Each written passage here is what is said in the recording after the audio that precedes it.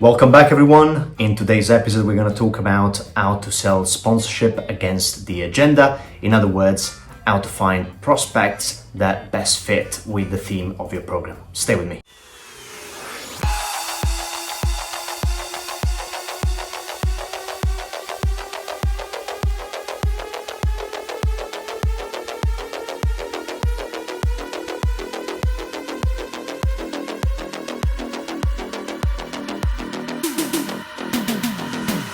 So depending on the type of niche or industry that you are working in, you are going to have a rather larger or smaller pool of prospecting sponsors that you can go after for your event. But even if you work in a really healthy sector, it doesn't necessarily imply that every single one of those prospects are going to be relevant for the given event that you're working on at that particular moment in time. This means that there are basically two types of ways that you can go about carrying your day-to-day job.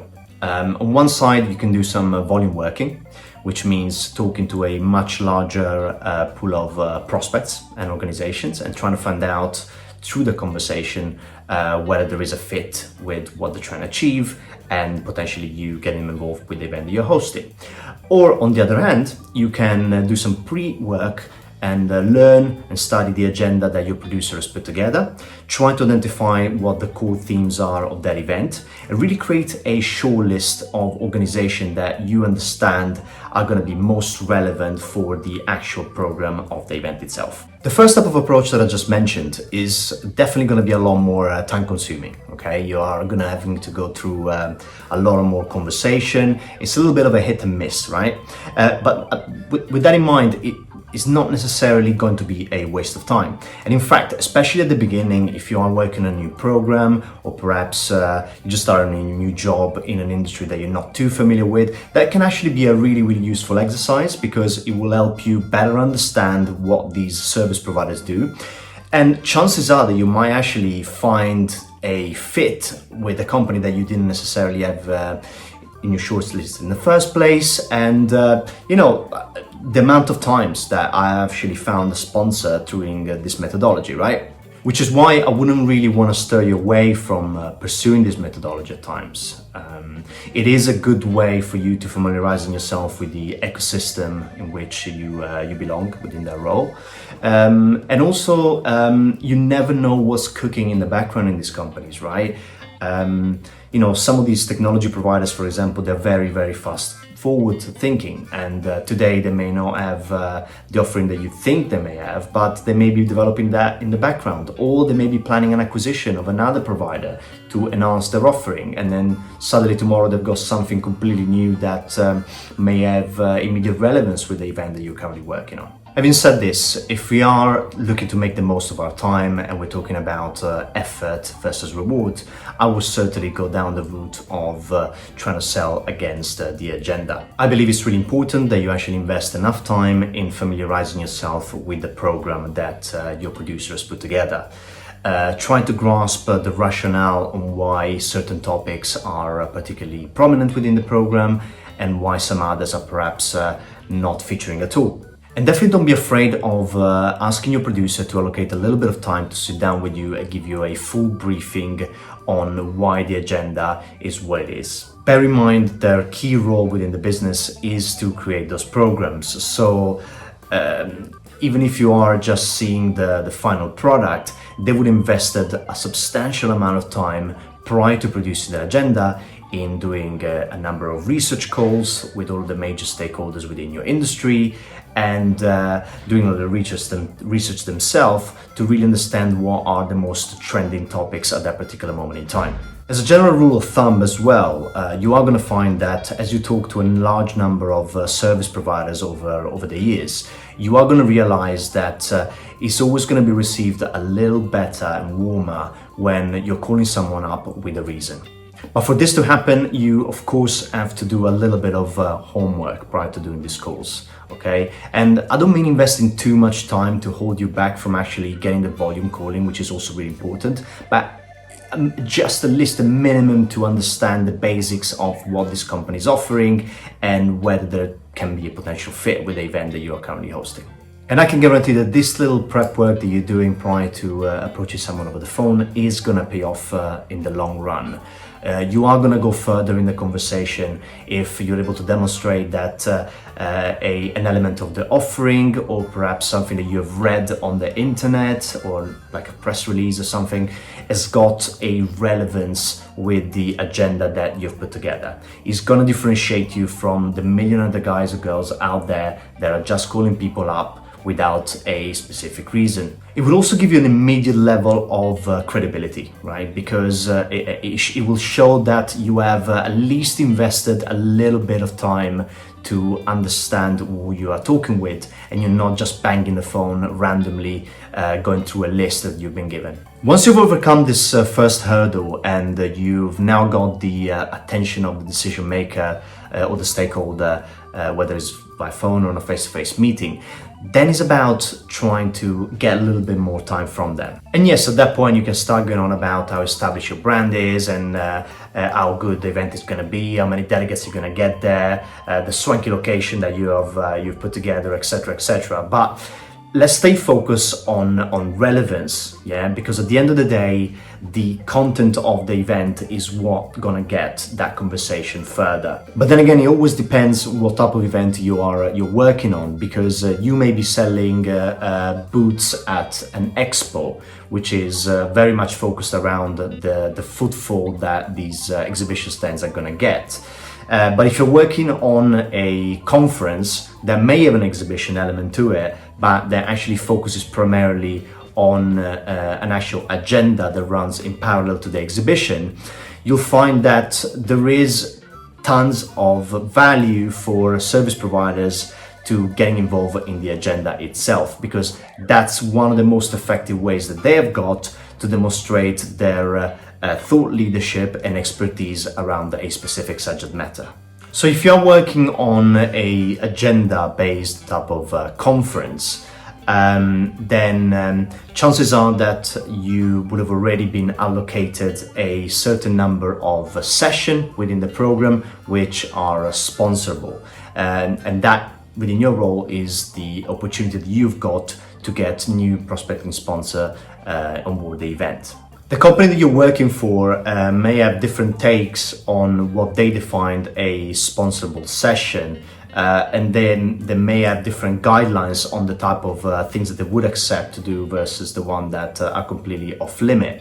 But generally, you find that some of the most popular formats that I've come across are things like hosting roundtable discussions, having a service provider sitting on a interactive panel discussion, or them presenting a case study alongside one of their customers. Particularly in the early stages of your sponsorship campaign, when you are several months out from the event, you are probably going to have a little bit more flexibility on what you can and can't do.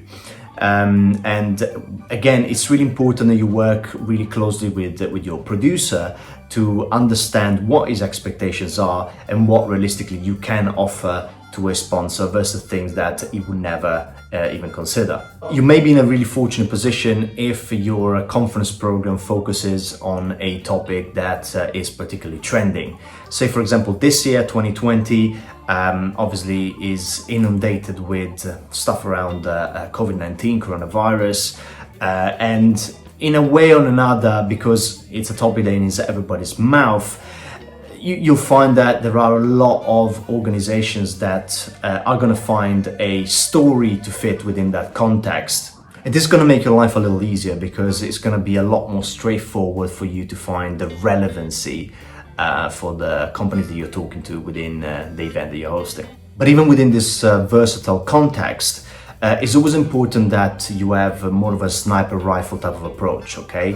Drill down the agenda, trying to find a specific session that you think best represents the company you're talking to, and go into that conversation with that particular objective in mind to align them with a specific part of the program instead of generalizing with the program as a whole. Something that I often like to do is to, for example, taking a quick look at the company's website that I'm about to call. Often they've got a section showing their customers or their case studies, and trying to see within those lists whether there is a particular company that you already may be working with on the corporate side of the organization. In other words, it may be a company that's already coming to your events as a delegate, or perhaps even a company that your producer has already recruited to speak at the event itself. This is actually really important for two reasons. On one side is, again, credibility. It demonstrates to your prospecting sponsor that you are attracting the right type of people to your event. On the other, you'll find that having a customer speaking along your sponsor, it would tend to be one of the preferred routes that these companies want to pursue if they are to be involved in the agenda. But it's actually one of the most challenging things to do, because first of all, they need to be able to secure the availability of the speaker at that particular moment in time of your event. And secondly, because by asking them to speak alongside them at an event, they're essentially asking them for a favor. So if you already got this company, or even better, the individual of interest to the sponsor speaking at the event, it's gonna make the whole thing a lot easier and more straightforward. At other times, you may, on the other hand, find yourself in a position where you had done your homework, you have called the right person, and they indeed have some element of relevance with the program that you put together.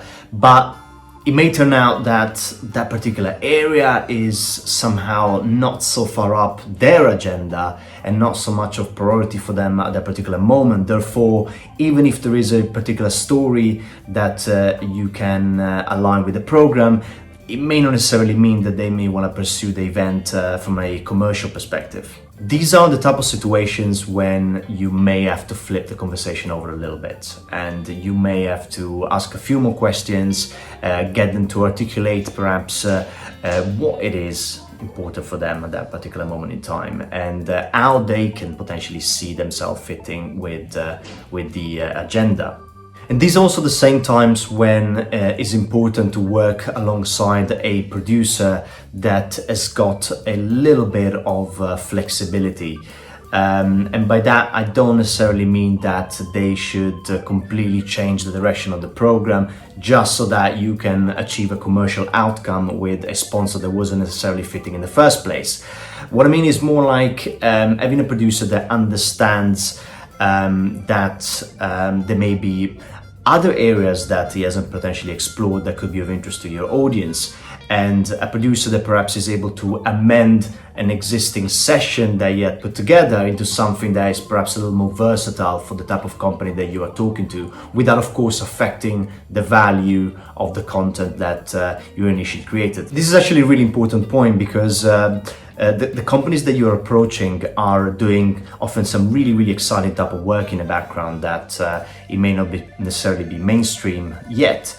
And through the conversation that you were having with these organizations, there are a lot of interesting points and a lot of interesting ideas that might come out that your producer may really be well interested in considering for the program. And don't forget, these companies that you're talking to, they strongly believe in what they're doing.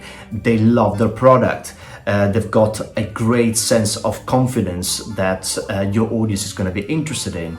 And because of that, they are always going to appreciate if you are able to transmit the same level of excitement that they have when they're talking to you about the things they're cooking in the background. Be, however, a little careful in making sure that they don't feel that you are going to be too flexible. In other words, that you're going to be able to bend the existing agenda in whichever direction they want to take. Don't forget, the content is the most important part of your value propositions, and a successful event won't be successful unless your delegates that are buying into that program walk out of that event feeling like they're getting value. And because of that, unfortunately, sometimes a particular sponsor may be getting very excited about something that they're launching, and they may feel that is going to be in top of everybody's minds and fancy, but that is not always the case.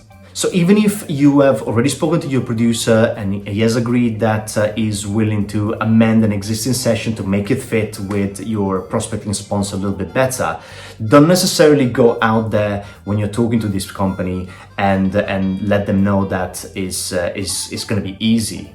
It is a big deal. You know, your producer has already put a lot of work into creating that program, is written the agenda up for specific reasons. So don't ever underestimate that.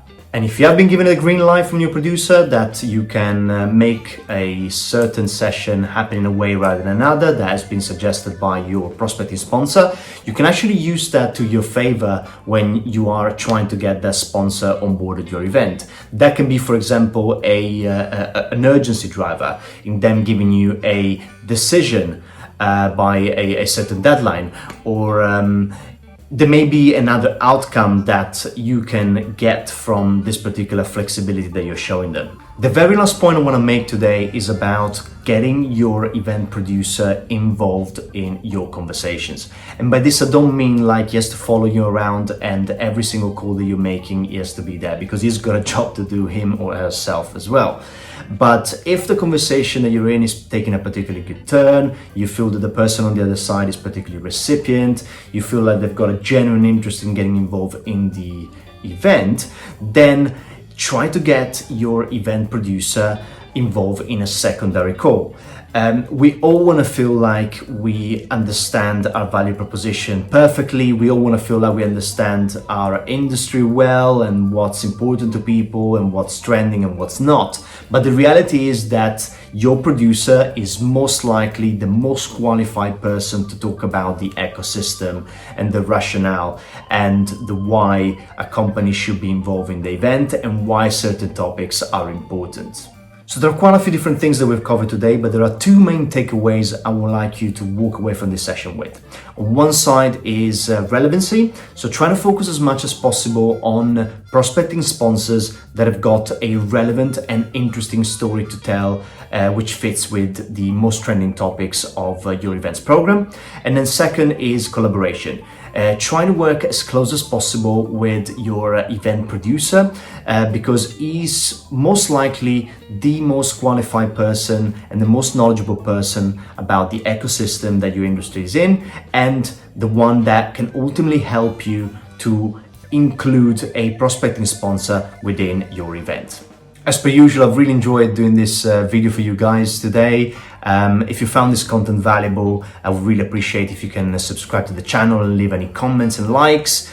Any feedback is good feedback. If there is anything that you want me to cover in a future session, please let me know as well. And if not, I will try to think about something that can be useful for you, and I will see you very soon.